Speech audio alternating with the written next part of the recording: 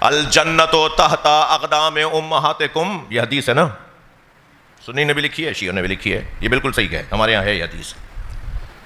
میں اس حدیث کو مولانا اہل علم تشریف فرما ہے، خطیب معظم تشریف فرما ہے، میں اس حدیث مبارکہ کو جس زاویے سے سوچ رہا ہوں دیکھ رہا ہوں وہ آپ کے سامنے رکھتا ہوں۔ کیا اس سے یہ مراد ہے کہ جنت تمہارے ماؤں کے قدموں کے نیچے ہے، یعنی وہ جو پیر ہیں جن میں جوتیاں پہنتی ہیں وہ جنت اس کے نیچے ہے؟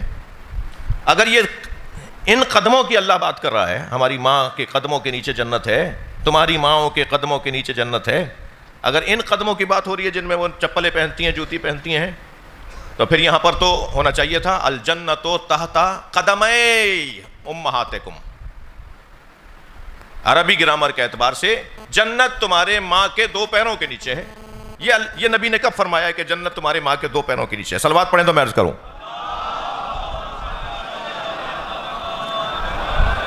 اپنے مضمون پر بات کر رہا ہوں۔ الجنت تحت اقدام قدمی، نون گرے گا اضافہ ہونے کی وجہ سے، امہاتکم، تمہاری ماں کے دو قدموں کے نیچے، یہ ہونا چاہیے تھا، قدمی کا لفظ ہونا چاہیے تھا۔ قاف دال میم چھوٹی ہے، پھر اس کے آگے اگر نون لگا دے گا تو قدمین ہو جائے گا، قدمین، دو قدم، مگر حدیث میں تو قدمین کا لفظ نہیں ہے، اقدام کا لفظ ہے۔ یہ جو بات میں آپ کے سامنے رکھ رہا ہوں یہ میں نے علامہ ذیشان حیدر جوادی سے سنی ہے، جس کی جو پہنچ ہونا اس کے نام سے ہی بیان کرنی چاہیے۔ ان کی مغفرت کے لیے صلوات پڑھیں۔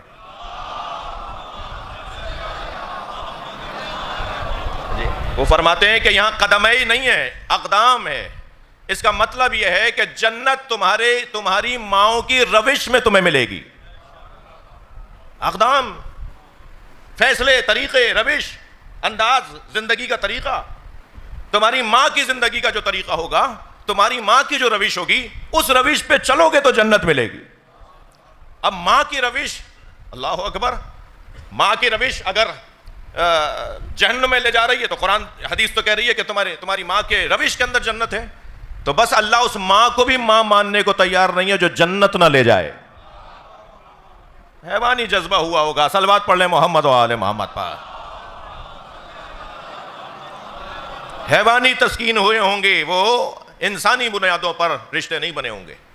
جو ماں جس ماں کی روش تمہیں جنت تک نہ لے جائے، ماں کی روش اگر تمہیں جنت تک نہ لے جائے تو پھر وہ ماں ہی نہیں ہے، وہ پھر وہی والی ماں ہے، وہ وہی والا انسان ہے جس کی طرف مولانا بھی اشارہ فرما رہے تھے کہ لہم اعین لا یبصرون بہا، لہم قلوب لا یفقہون بہا، لہم آذان لا یسمعون بہا، اولئک کالانعام بل ہم اضل۔ یہ والی ماں ہوگی پھر۔ وہ آنکھیں تھیں دیکھتے نہیں تھیں، دل تھا سمجھتے نہیں تھے، کان تھے سنتی نہیں تھیں، جی اولئک کالانعام، یہ جانور ہیں بلکہ جانوروں سے بھی پستر ہیں۔ ہر انسان کو تو اللہ بھی انسان نہیں مانتا بھائی، اللہ بھی کبھی شیطان بولتا ہے، کبھی پتھر بولتا ہے، کبھی جانور بولتا ہے، اسی انسان نمایاں وجود کو کہ جو بظاہر ہمیں انسان نظر آ رہا ہوتا ہے۔ پھر وہ کون سی ماں ہے جس کے طریقے پر چلنے سے جنت ملے گی، جس کی روش پہ چلنے سے جنت ملے گی؟ وہ کون سی ماں ہے؟ وہ 100%، 2 اور 2 4 کی بات ہے کہ وہ ماں وہی ہے، وہ ماں وہی ہے کہ جو ماں اس جانب لے جاتی ہو جس جانب حسنین کا تصور ہو۔ اس لیے کہ جنت میں 2 سردار ملیں گے جنہیں حسن و حسین کہتے ہیں۔ اب ماں ہو تو ایسی ماں ہو جو حسین سے آشنا کرے یا حسن سے آشنا کرے، تب وہ ماں کا تصور رکھتی ہے۔ لہٰذا ہر وہ ماں کہ جو حسنین سے آشنا کر دے، اہل بیت سے آگاہ کر دے، اہل بیت کی طرف لے جائے، حدیث مبارکہ کی روشنی میں وہ ماں ہے، ورنہ کوئی حیوانی جذبہ ہوگا۔ عزیزو، ماں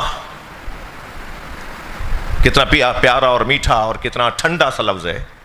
جب کہا جاتا ہے ماں، ایسا لگتا ہے کوئی دامن پھیل گیا ہو، کوئی باہیں پھیل گئی ہوں، کوئی آغوش پھیل گئی ہو، جی رحمت برس رہی ہو، ٹھنڈک آ رہی ہو۔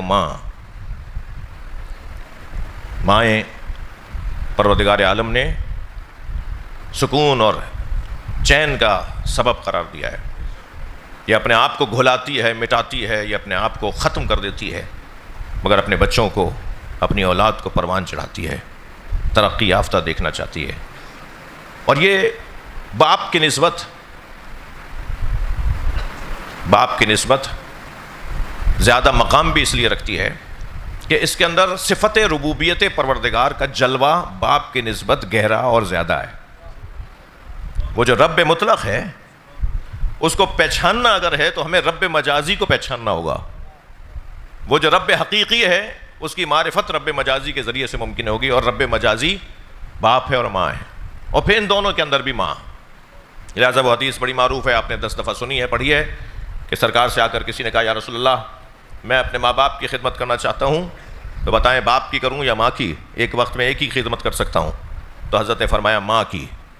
پھر فرمایا یا رسول اللہ فوراً ہی دوبارہ موقع مل جائے تو ماں کی خدمت کروں یا باپ کی؟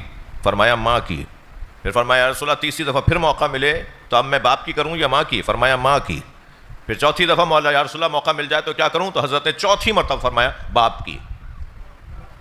یعنی اگر ایک وقت میں ایک کی خدمت کر سکتے ہو تو ترجیح 3 مرتبہ سرکار نے گویا فرمایا کہ ماں کی خدمت کرو. کہ ماں امت کی ماں ہو تو ام المومنین کہلائے، امت کی ماں ہو تو جناب خدیجہ کہلائے. جی جی جی صلوات پڑھ لیں بی بی کی ذات پر. اللہم صل علی. اور امت کی ماں ہو تو جو اپنے باپ کی بھی ماں کہلائے، وہ جناب زہرا کی ذات. یعنی اس رشتے سے سیدہ ہم سب کی ماں، یعنی جو امتی ہے نا، جو بھی لا الہ الا اللہ محمد الرسول اللہ علیہ ولی اللہ پڑھ رہا ہے، اس کا تعلق نسبی اعتبار سے سیدہ سے ہو یا نہ ہو، وہ سب کی ماں ہے. لہذا سیدہ ایک پورے کلمہ گو طبقے کی ماں. جی النبی اولیٰ بالمؤمنین من انفسہم وازواجہ امہاتہم. میرا نبی مومنین پر ان سے زیادہ اولیٰ اور اعلیٰ اور افضل اور اجلہ ہے. اور ازواجہ وازواجہم امہاتہم، اور میرے نبی کی زوجائیں امت کی مائیں ہیں. تو حضرت ام سلمہ امت کی ماں، حضرت ماریہ قبطیہ امت کی ماں، حضرت زینب بنت جحش امت کی ماں. توجہ ہے نا بتاتے. حضرت خدیجہ امت کی ماں. بھائی نبی کی 11 زوجاؤں میں 9 زوجہ تو رضی اللہ تعالیٰ عنہن ہے نا. صلوات پڑھیں ذرا محمد و آل محمد. امت کی مائیں، امت کی مائیں. تعظیم. اچھا پھر یہ ماں ہے تو اس کا مطلب یہ ہوا کہ وہ سارے احکامات جو ماں کے ہیں وہ ان کے جاری ہوں گے. تو پھر تو امت سے پردہ بھی نہیں ہونا چاہیے ان کا، کیونکہ اولاد سے ماں کا پردہ کہاں ہوتا ہے. لیکن یہاں مفسرین نے ائمہ اہل بیت کی تعلیمات کی روشنی میں لکھا ہے کہ یہ ماں کے جو شرعی احکامات ہیں وہ سب کے سب ان بیویوں پر نہیں پورے اترتے. صرف 2 چیزوں میں یہ ماں کا درجہ رکھتی ہیں. ایک تحریم النکاح. تحریم النکاح، ماں سے نکاح حرام ہے نا، ماں سے نکاح حرام ہے. تحریم النکاح ان نبی کے زوجاؤں کے ساتھ، جب قرآن نے ازواجہم امہاتکم امہاتہم یہ مومنین کی مائیں ہیں، تو نکاح ان سے حرام. نبی کی زوجاؤں کے ساتھ امت کا کوئی فرد نکاح نہیں کر سکتا. لہٰذا یہ واحد رشتہ ہے نبی کا، یعنی نبی کے ساتھ یہ تعظیم ہے نبی کی زوجاؤں کی کہ پھر وہ ساری زندگی گھر میں رہیں گی، کیونکہ ان کی نسبت نبی کے ساتھ ہو گئی ہے. تحریم النکاح. اور دوسرا عنوان ہے استحقاق التعظیم. ان کا حق بنتا ہے کہ ان کی تعظیم کی جائے. تعظیم کرنا، اب میں فرض کریں کہ ابھی ہم نماز پڑھ کے مڑے مجمع میں، فرض کیجئے مولانا کے والد بھی ہیں، مولانا کے والد بھی ساتھ کھڑے تھے. ایک صاحب نے مولانا سے مسئلہ پوچھا تو مولانا نے مسئلہ بتانا شروع کیا. تو اب کسی کی آواز آ جائے کہ مولانا آپ کے والد کھڑے تھے، آپ نے ان کے ہوتے ہوئے مسئلہ کیوں بتایا؟ تو جواب یہ آئے گا کہ والد کی تعظیم ہے، مگر شرعی حکم تو عالم بتائے گا نا. تو ماں کی تعظیم ہے، ان ماؤں کی تعظیم ہے، مگر اطاعت ان کی لازم نہیں ہے. خاص طور پر اگر ان کی اطاعت امام کی اطاعت سے ٹکرا رہی ہو تو پھر دیکھا جائے گا کہ امام کیا کہہ رہا ہے، یہ نہیں دیکھا جائے گا کہ امت کی ماں کیا کہہ رہی ہے. اور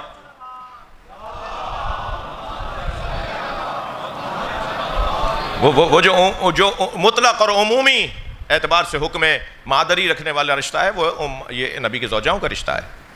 اور اسی طرح عمومی رشتہ، پدری رشتہ بھی مولا کائنات و نبی کے لیے پروردگار عالم نے قرار دیا ہے. اور خود حدیث مبارکہ میں سرکار فرماتے ہیں انا وعلی ابوا ھذہ الامہ، میں اور علی اس امت کے 2 باپ ہیں. نبی نے اپنے آپ کو اور مولا علی کو امت کا 2 باپ قرار دیا ہے.